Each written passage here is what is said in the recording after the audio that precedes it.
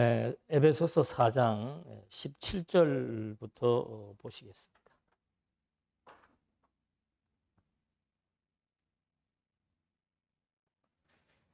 에베소서 4장 17절 말씀. 그러므로 내가 이것을 주 안에서 증언하노니 이제부터 너희는 이방인이 그 마음에 허망한 것으로 행한 같이 행하지 말라.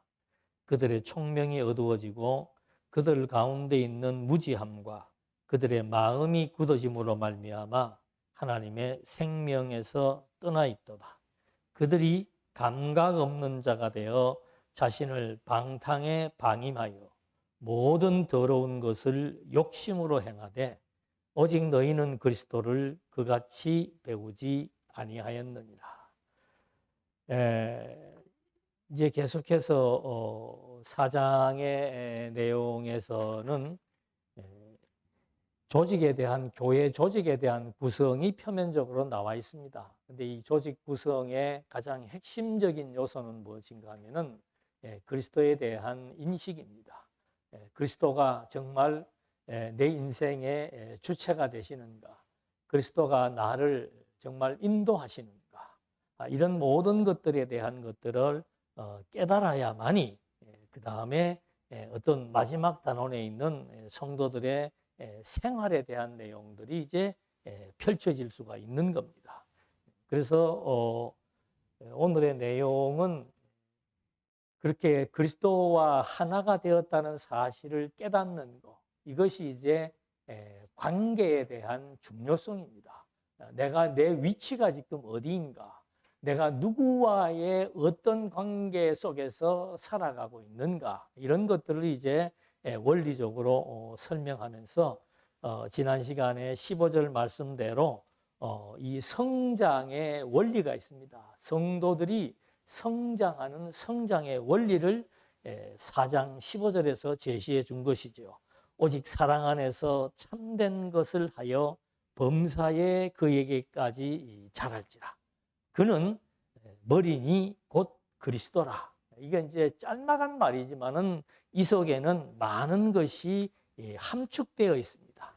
그래서 지금 이 원리에 의해서 성도들의 성장과 변화가 발생되어지기 때문에 우리가 사랑 안에서 참된 것을 한다. 여기에서 사랑이라고 하는 것은 우리들 간의 인간적인 사랑을 의미하는 것이 아니고 그리스도의 사랑을 말하고 있습니다. 우리는 그리스도의 사랑 안에서 참된 것을 한다. 그래서 에베소서에서 제일 중요한 원리를 1장 3절로부터 5절까지 해서 밝혀주었다 그랬습니다. 그러니까 이걸 이제 놓치게 되면은 성도의 생활이든 교회의 조직이든 모든 것들이 그냥 단편적인 지식으로 끝나게 되는 거죠.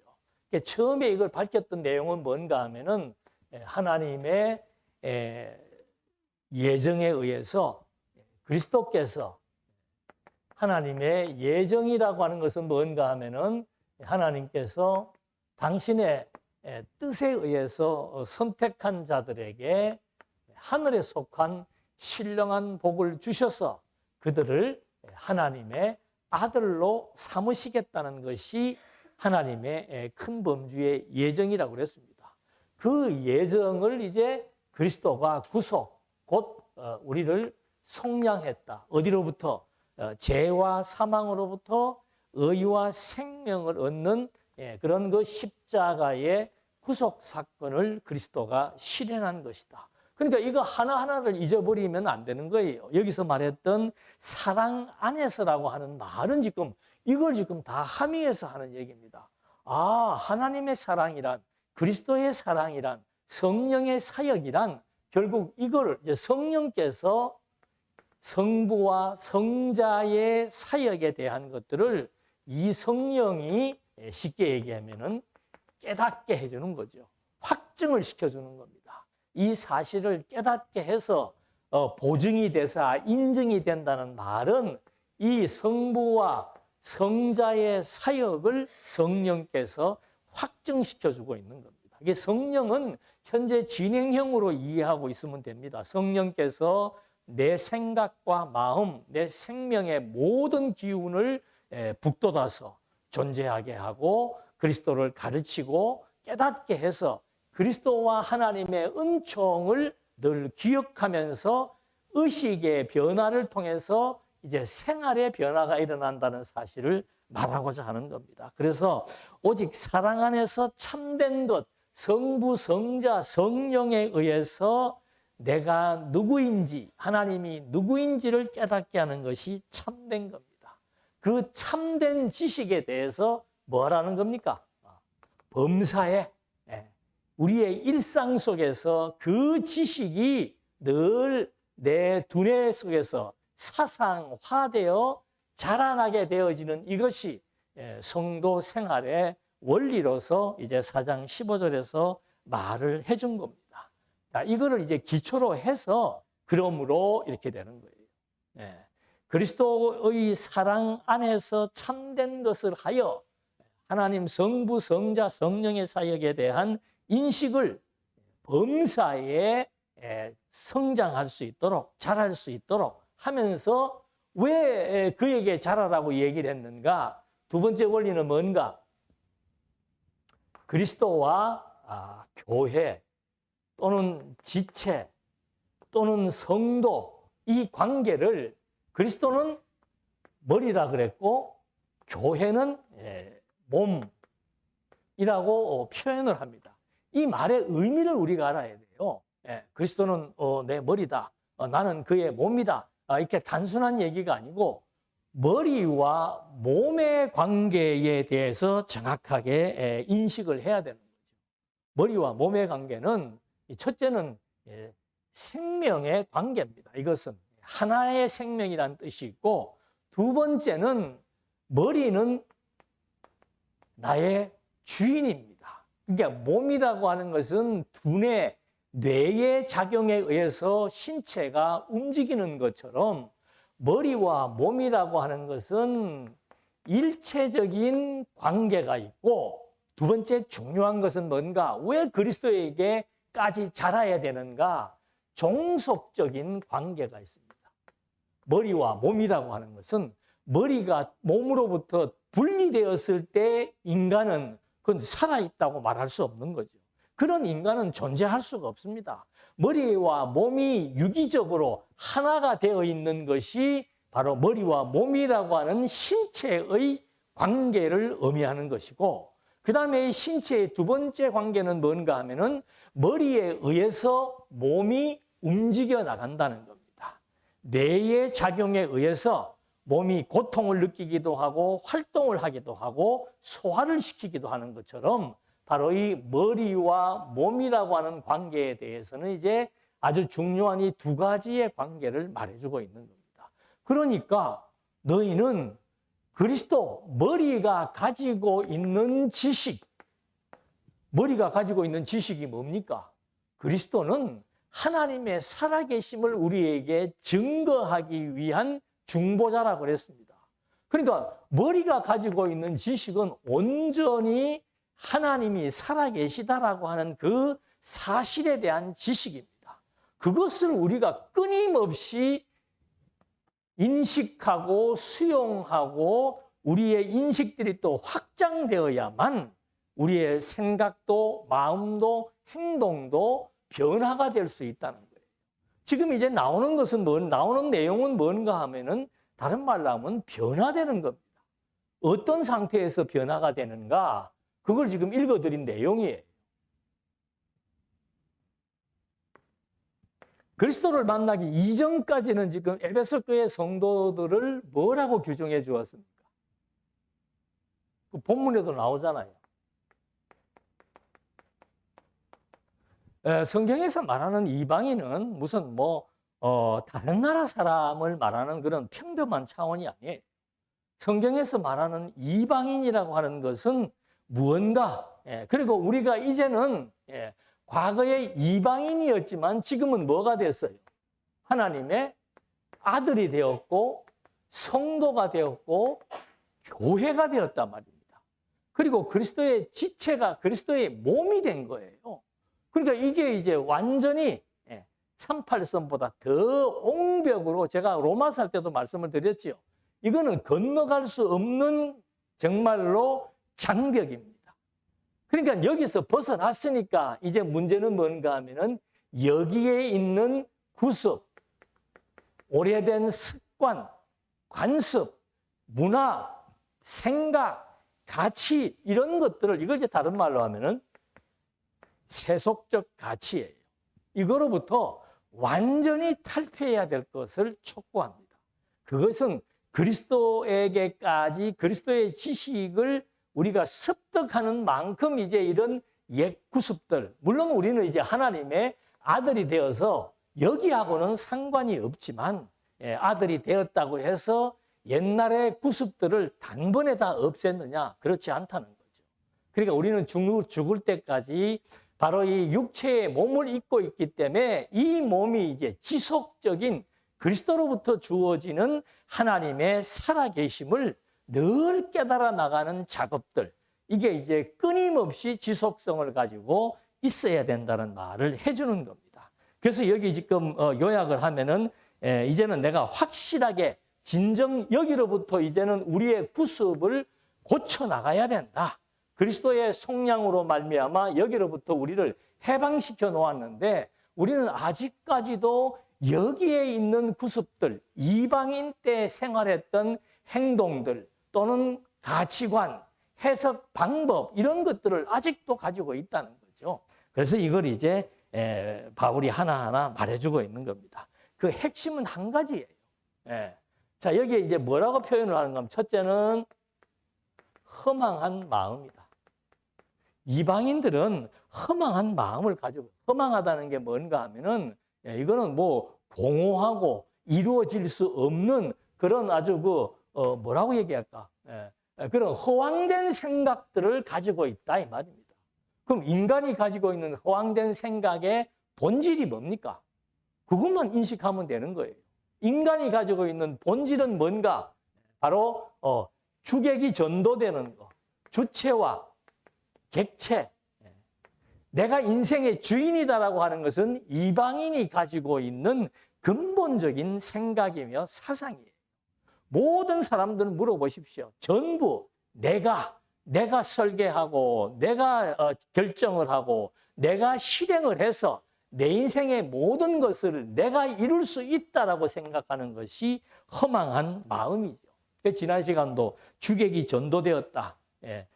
손님이 주인의 머리 꼭대기에 앉게 되면은 반드시 넘어진다는 거죠. 넘어질 도입니다. 그러니까 그런 것처럼 여기 지금 이방인들이 생각하는 것은 이 인간의 주체, 세상의 주체, 역사의 주체가 인간이라고 딱 확정 지어 놓고 산다는 거예요. 그거를 이제 허망한 마음이라고 얘기합니다. 그 허망한 마음은 왜 생겼는가? 총명이 어두워졌다는 거예요. 인간에게 총명함, 지혜, 이것이 아담의 타락으로 말미암아 이게 죄인의 표상이에요. 죄인은 총명과 지혜가 없기 때문에 무지한 자라고 성경이 말하는 겁니다. 총명과 지혜가 없으니까 인간이 자기 인생의 주체인 줄로 착각을 하게 되는 거. 그것을 지금 여기에서 이제 하나하나 바울이 말해주려고 하는 겁니다. 무지라고 하는 것, 총명과 지혜가 없다는 것 같은 의미예요. 무엇과? 허망한 마음과 같은 의미입니다. 왜 허망한 마음이 생겼을까요? 총명과 지혜가 없으니까. 그게 무지하기 때문에. 무엇에 대해서 무지하는가? 하나님에 대해서 무지하다. 다른 거 없습니다. 우리 인생은 뭐 대단한 많은 것들을 생각하지만 한 가지밖에 없어요. 신인가 인간인가. 그것이 내 인생을 결정짓고 내 삶의 미래를 확정짓는 중요한 문제이기 때문에 이 부분에서 이방인이라고 하는 것은 아주 근본적인 차이가 뭡니까? 유대인과 이방인의 차이는 뭐예요? 하나님을 믿는 선민이며 이방인은 하나님을 믿지 않는 불신의 세력이었다. 그 불신의 세력이라는 것은 결국 인간이 주체가 되려고 해서 주객이 전도된 생각을 가지고 인생을 사는 자들을 의미한다. 그리고 이제 그 다음에는 이렇게 되다 보니까 모든 감각을 상실한다. 마음이 굳어졌다. 이 결과가 마음이 굳어진다. 마음이 굳어졌다라고 하는 것 역시도 마찬가지예요. 마음이 굳어진 것은 완고하다는 것이고 무엇에 대해서 완고한가? 신에 대해서 완고한 거예요. 하나님에 대해서 완고하게 부정하고 불신하고 불의하는 그런 상태가 되니까 이제 결국은 모든 감각 기능이 상실해 버렸다는 겁니다. 무엇을 인지할 수 있는 기능이 상실한 거예요. 그 인지의 가장 중심에는 하나님이 존재하는 거죠. 그러니까 하나님을 섬기는, 하나님을 깨닫는 그런 기능들이 다 상실돼 버린 거예요.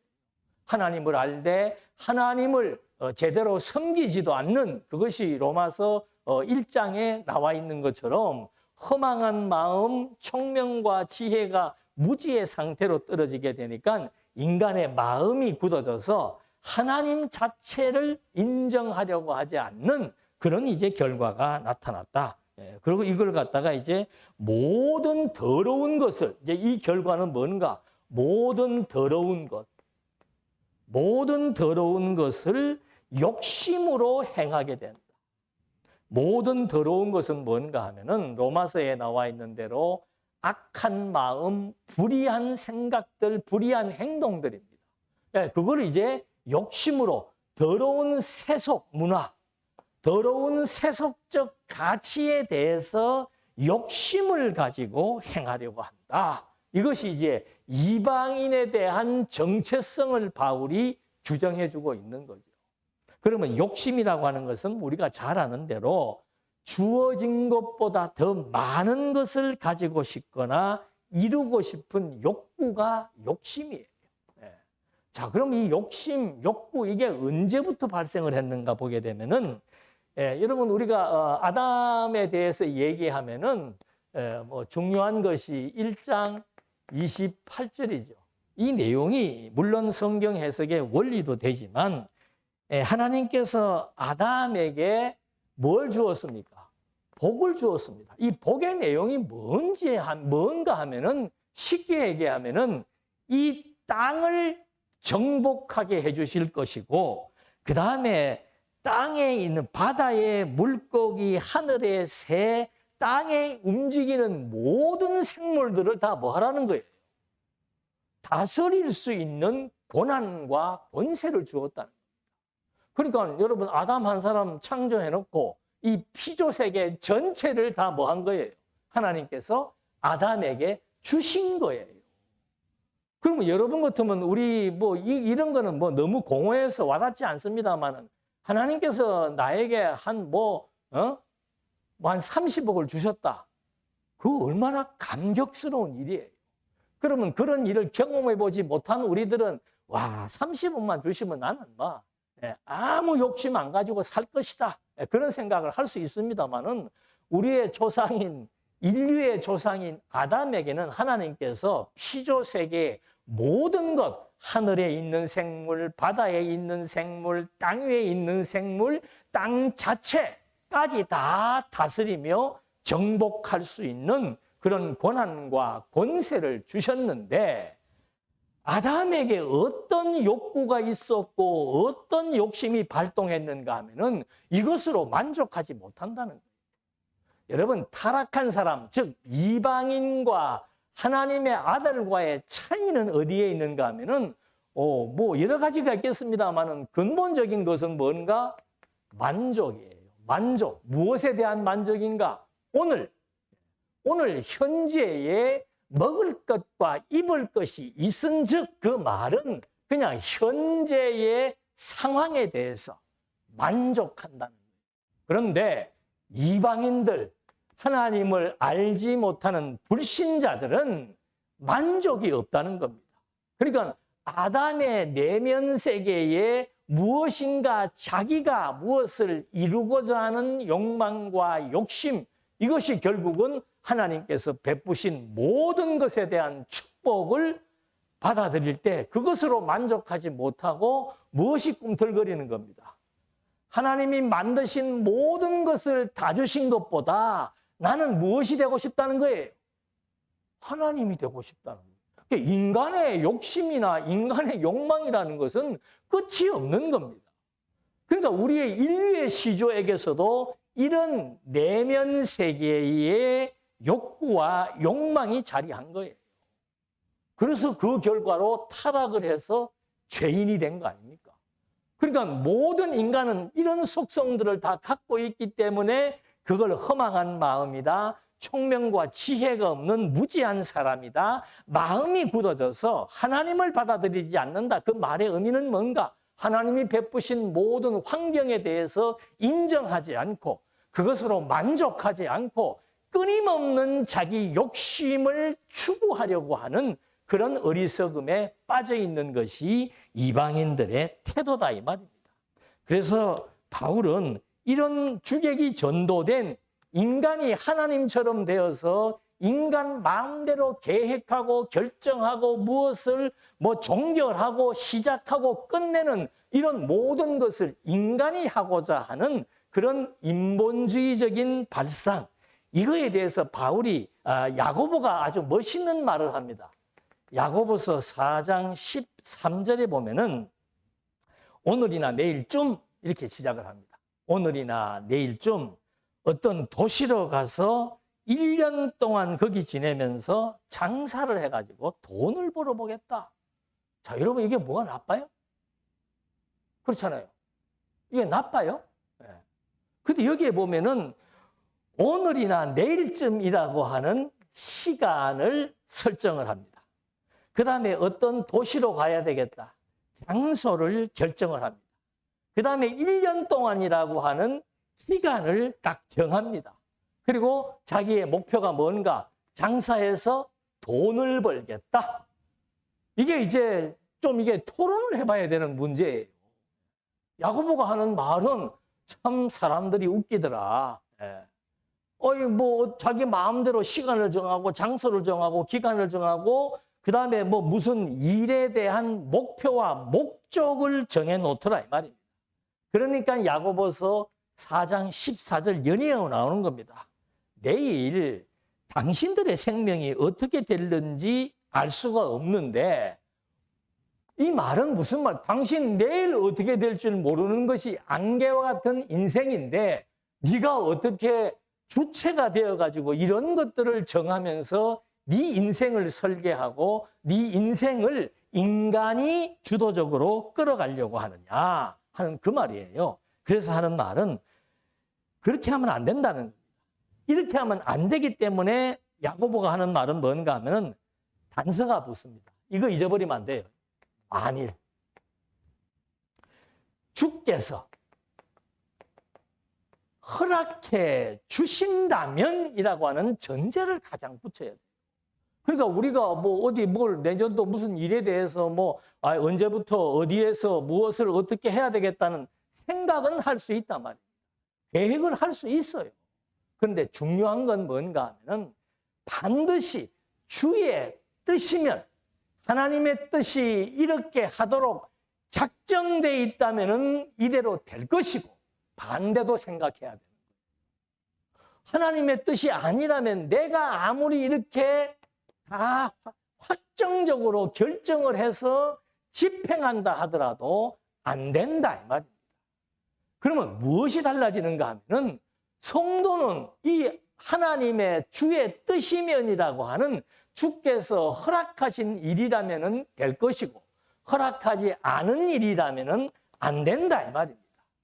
그러면 하나님을 모르는 사람들은 이렇게 아주 그냥 큰 계획을 가지고 엄청난 투자를 해가지고 일이 안 되면 어떻게 됩니까?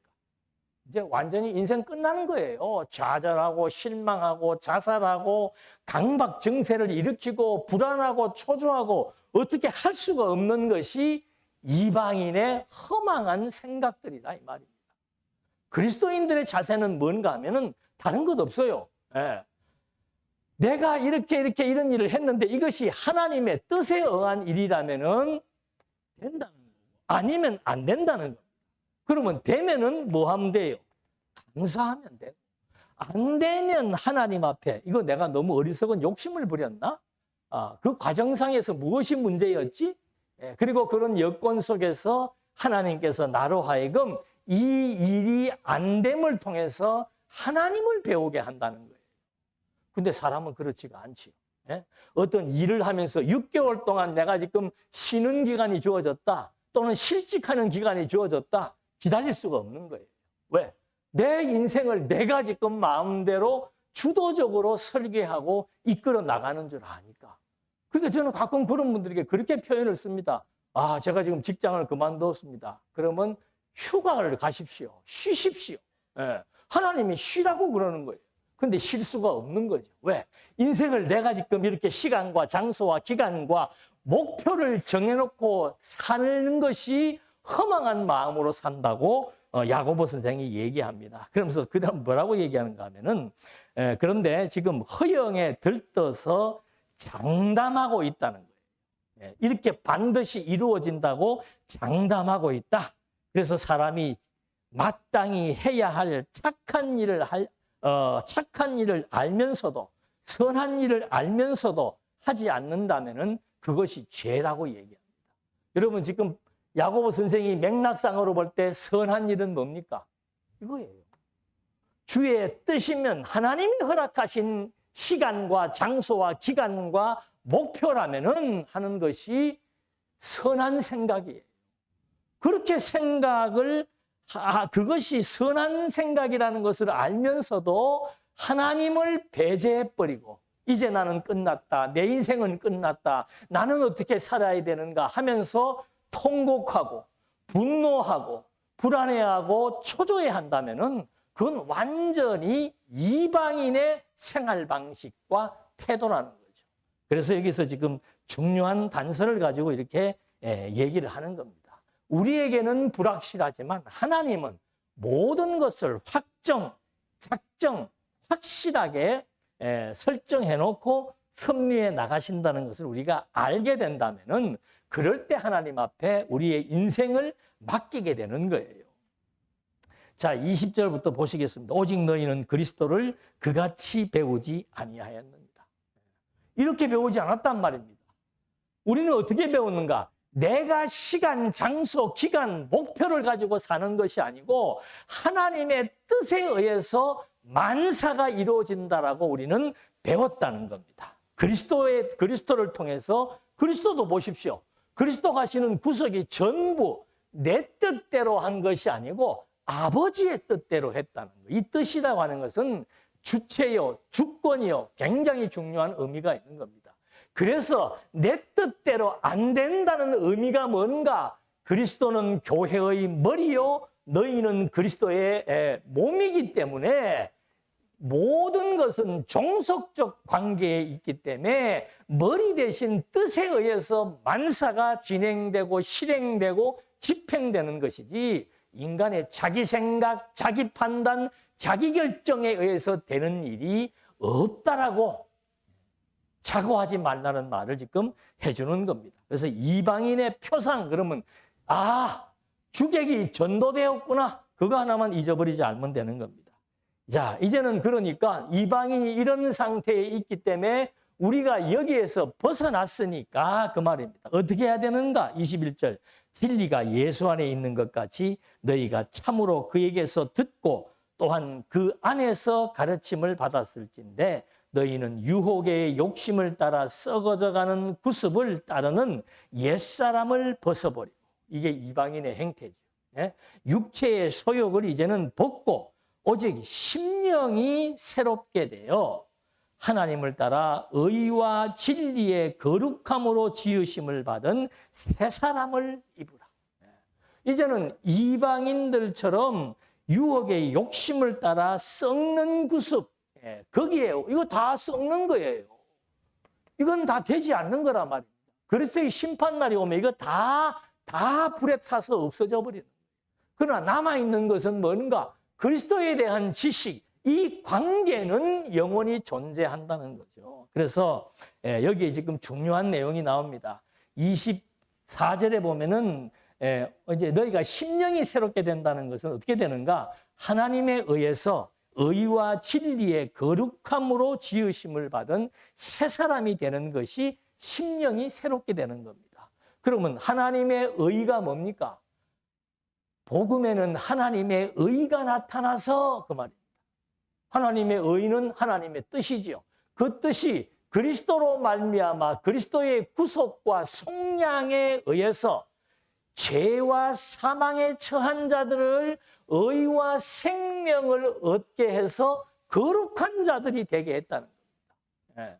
그 이제는 이방인처럼 이렇게 썩어져가는 구습에 함몰된 것이 아니고 우리는 거룩한 생명에 의한 거룩한 새로운 존재가 되었다는 말을 여기서 해주는 거예요. 이게 거룩이라고 하는 뜻은 뭔가 하면은 죄로부터 깨끗해졌다는 거예요. 거룩한 사람이 되었다. 아, 이제는 나는 정죄받을 사람이 아니고 하나님 앞에서 의인으로 판정된 사람이다. 두 번째 중요한 것은 뭔가? 자, 거룩한 사람이 되었다는 것은 성도로서의 품위, 그 다음에 성도로서 하나님 앞에 존중받는 존재가 되었다. 썩는 사람이 아니에요. 성도라고 하는 것, 새 사람이 되었다는 것, 하나님의 의와 거룩함으로 새 사람이 되었다는 것은 뭔가? 이제는 의인이 되었다는 말의 의미도 같은 얘기예요. 아, 이제는 내가 품이 있는, 하나님이 보실 때 나를 품이 있는, 왜 품위가 있는가? 인간이 주체가 되어서 인간이 하나님처럼 행동하지 않는 그런 품이 있는 자가 되었고, 품이 있는 자이니까 하나님께서 존중해주는, 하나님으로부터 존중받는 자가 되었다. 그게 거룩한 자라 이 말입니다. 하나님이 날 존중해준다. 아니, 우리가 살아가면서 사람들이 날 존중해 주어도 내 자존감이 팍팍 올라가는데, 우주와 만물을 창조하고 인생의 시간과 장소와 기간과 목적을 이루어 나가시도록 확정하신 만사와 만유의 주체가 나를 존중한 존재로 인정해 준다는 이것이 성도들이 거룩한 자로서의 변모한 모습이다 이 말입니다. 그러니까 품위 있는 행동이라고 하는 것은 하나님 인정하는 게 품위가 있는 겁니다. 하나님의 사람으로서 정말로 하나님의 뜻이라야만 내가 살 수도 있고 죽을 수도 있고 성공할 수도 있고 실패할 수도 있고 잃을 수도 있고 허물 수도 있구나. 그걸 지금 아는 것이, 그렇게 해서 하나님을 인정하는 것, 하나님이 모든 삶의 주인이라고 하는 사실을 인정하는 것이 품위가 있는 자들이고, 반대로 그것을 인정하지 않고 내가 인간이 모든 것을 할 수 있다라고 생각한다면은 그거는 무지한 사람이다. 그래서 이렇게 거룩한 사람이 우리가 바로 그리스도의 구속이 우리들로 하여금 거룩한 존재, 정말 성결하고 품위 있고 존중받는 자가 되었다. 그러니까 그 말입니다. 25절. 그런즉 무엇을 버리라? 거짓을 버리라. 여러분, 거짓이 뭐예요? 인간이 주객이 전도되는 것이 거짓입니다. 진리는 뭔가? 범사 하나님을 인정하고 하나님의 주권과 권세를 받아들이는 그것이 진정한 거예요. 그러니까 우리는 여기서 거짓이라고 하니까 일반적인 그런 거짓말 차원 얘기하는 게 아니에요. 바로 이방인들이 가지고 있었던 허망한 마음과 태도, 신을 부정한다는 것, 그건 다른 게 아닙니다. 인간이 주도적인 역할을 하면서 인생을 살 수 있다라고 판단하고 결정하는 이것은 정말로 무지한 태도고, 이게 바로 거짓이에요. 이렇게 안 되잖아요. 인생이 이렇게 안 되잖아요. 그게 거짓이에요. 그러면 진리는 뭔가? 하나님의 뜻대로 인생이 된다는 게 진리다 이 말입니다. 그래서 이방인과 하나님의 아들과의 차이점은 거룩, 진실, 반대는 거짓과 불의에 있다는 것을 여기서 말해주는 겁니다. 그러면서 참된 것을 말하라. 그 이유는 우리가 뭐가 됐기 때문이다. 이거예요. 이거. 머리가 뭐예요? 진리이기 때문에. 거짓이 아니고 진리이기 때문에 그의 몸도 당연히 뭐가 돼야 되는 거예요? 거짓에 속으면 안 되고 진리, 하나님이 주관하신다는 사실을 인정하는 그런 관계에 있기 때문에 우리는 거짓을 버리고 참된 것을 말해야 된다. 하나님이 그렇게 하셨다는 것을 당당히 인정하고 말할 수 있어야 된다. 그러면서 분을 내어도 죄를 짓지 말며 해가 지도록 붐을 품지 말고 마귀에게 틈을 주지 말라. 자, 여기 몇 가지 사례가 나옵니다. 자, 하나님을 인정하라고 해놓고 여기에서 지금 그 다음에 나오는 내용이 뭐예요? 분노. 분노는 왜 분노하는 겁니까? 우리 다 알잖아요. 우리 분노하잖아요. 왜 분노하는 거예요? 내 생각에 안 되든 또는 내가 하고자 하는 일이 실패했든 누군가의 방해에 의해서 하여튼 간에 인간의 계획이나 인간의 자존감을 허물어버리는 그런 일 앞에서 모든 것이 사람이 주체가 되었다고 생각하기 때문에 분노심이 폭발하는 거예요. 누구나 다 화낼 수 있어요. 분노할 수 있어요. 그러나 이제 우리가 다시 돌이킨다는 건 뭔가? 이런 모든 내가 싫어했던, 내가 병들 수밖에 없었던, 내가 망할 수밖에 없었던, 실패할 수밖에 없었던 모든 상황을 사람이 한 줄 알았는데 하나님이 그렇게 하셨구나. 이것을 주의 뜻으로 하나님이 허락하시면 이렇게 성공할 수도 있지만 실패할 수도 있다는 사실을 인정하는 그것이 바로 하나님 백성으로서의 품위 있고 존중받는 자의 태도라고 지금 바울이 말해주고 있는 겁니다. 그 다음에 도둑질하는 자는 다시 도둑질하지 말고 돌이켜 가난한 자에게 구제할 수 있도록 자기 손으로 수고하여 선한 일을 해라. 도둑질로 분노, 도둑질. 도둑질이 뭔가 하면은 탐욕에서 나오는 거예요. 주어진 것에 만족하지 못하는 것. 그것이 대상이 물질이 되었을 때를 도둑질이라고 하는 겁니다. 그 대상이 하나님이 되니까 아담 같은 경우는 그 대상이 하나님이 되니까 이거는 어마어마한 범죄가 되는 거죠. 그래서 아담을 그 자리에서 죽이는 거예요. 영적으로 죽여버리는 거예요. 똑같은 거예요.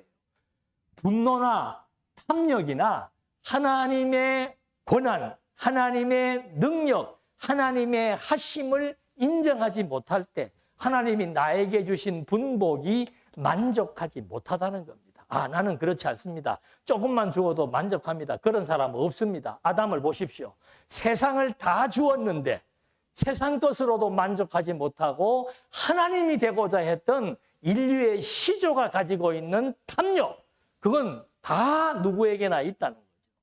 그래서 남의 거 도둑질, 옛날에는 여기에서 남의 거 도둑질 했다면은 이제는 열심히 벌어서 이제는 도리어 나누어주는 정말로 사람에게도 존중받고 품이 있는 그런 모습을 보이라고 말하는 겁니다. 그래서 무릇 더러운 말은 입 밖에도 내지 말고, 더러운 말은 다른 것 없습니다. 탐욕스러운 말이 더러운 말이에요. 우리는 저 친구 참 욕심이 많습니다. 이걸 좋게 평가하지만 그건 하나님을 모르니까 그걸 좋게 평가하죠. 욕심이 크면 클수록 허탈과 공허함을 더 많이 느낄 수밖에 없는 겁니다. 그래서 그렇게 탐욕을 부리는 더러운 말은 입 밖에도 내지 말고 오직 덕을 세우는 데 소용되는 대로 선한 말을 하여 듣는 자들에게 은혜를 끼치게 해라. 물론 선한 말의 내용은 여러 가지가 있을 수 있습니다. 근본적인 선한 말은 뭔가? 주의 뜻이면 흥할 수도 있고 망할 수도 있다. 그래서 여러분 욥기가 그래서 긴 거예요. 우리의 인생사예요. 흥할 수 있는 욥에게 욥이 죄를 짓고 아니고 그것도 하나님 앞에 중요하지 않아요. 그냥 하나님께서 욥을 흥하게도 하고 망하게도 하고 나중에 다시 흥하게도 한다는 것은 하나님의 권세와 하나님의 능력과 하나님이 모든 인생을 주관하신다는 하나의 목적을 위해서 욥기서가 주어진 것처럼 지금 여기 말하는 이런 내용도 같은 말입니다. 선한 말은 뭔가? 하나님의 뜻이라야 우리가 무엇을 할 수 있다. 바울은 뭐라고 얘기합니까? 내게 능력 주시는 자 안에서 내가 모든 것을 할 수 있다 이 말입니다.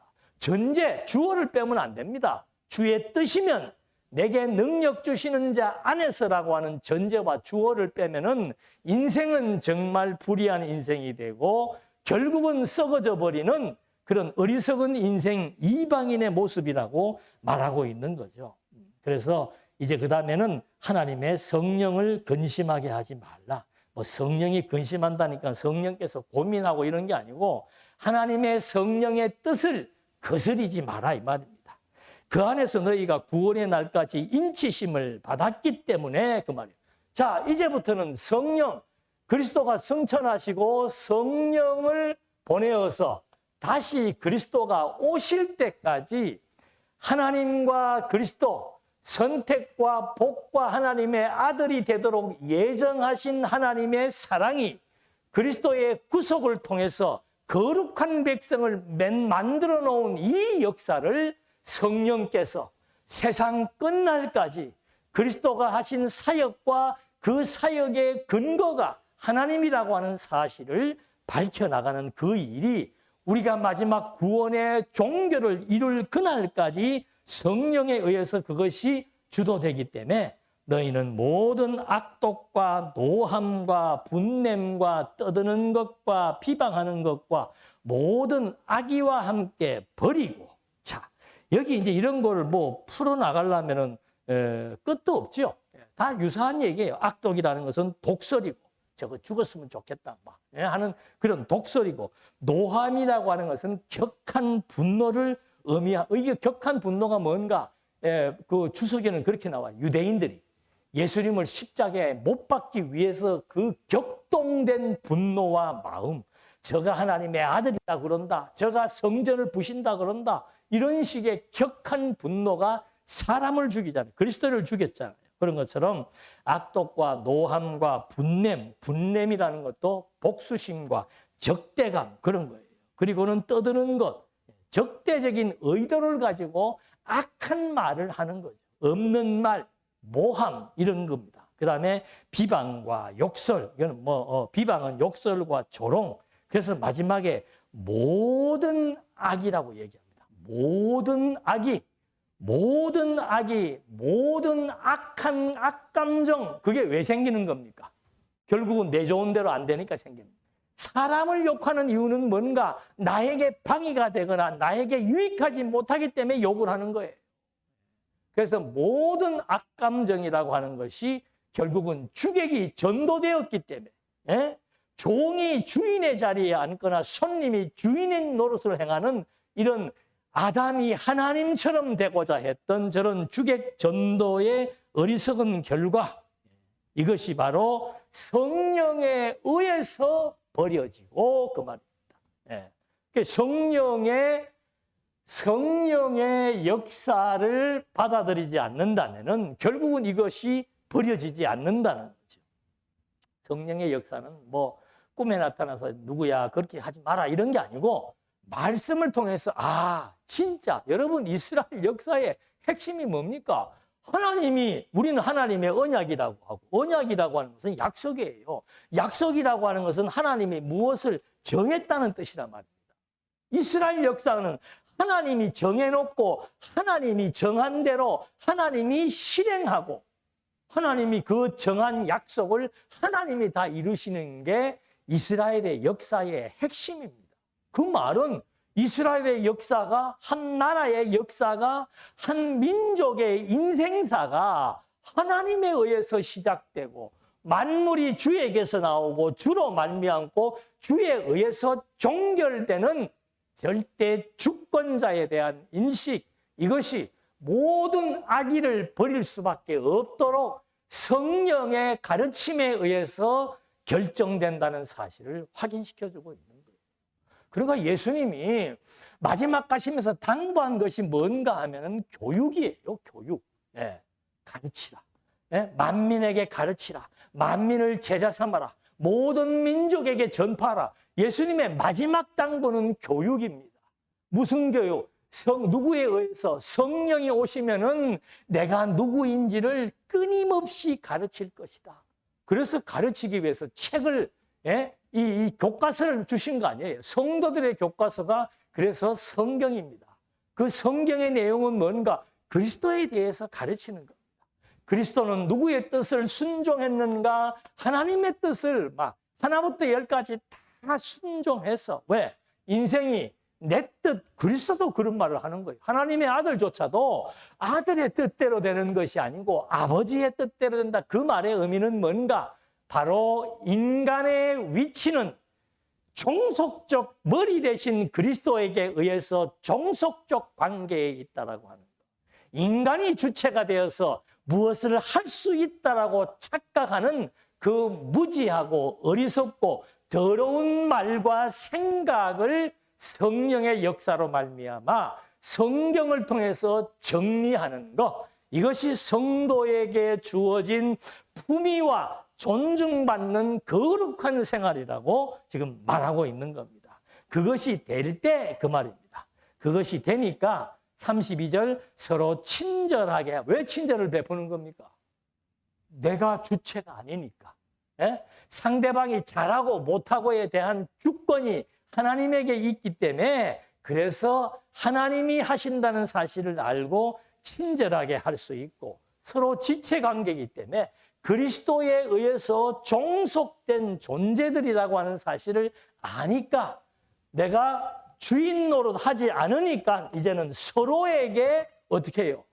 주관자가 되려고 하지 않고, 상대를 지배하려고 하지 않고, 상대를 종속하려고 하지 않고, 상대를 있는 그대로 인정하니까 친절을 베풀게 되고 용서를 하게 되고, 그리스도께서 너희를 용서하심처럼 그리스도가 용서의 본을 보여주었잖아요. 무슨 용서? 죄와 사망으로부터 인간이 하나님이 되려고 했던 그 어마무시한 생각을 지니고 있는 죄인들을 그리스도의 구속이, 그리스도의 피가 우리를 의인되게, 우리를 거룩한 존재로 하나님 앞에서 정말 품위와 존중을 받는 그런 성도로서의 품격을 지닐 수 있도록 그리스도가 그렇게 섭리한 근간이 바로 십자가의 구속, 죄와 사망에 대한 용서라고 하는 사실을 알게 되니까, 이 모든 것은 그리스도가 그렇게 하신다는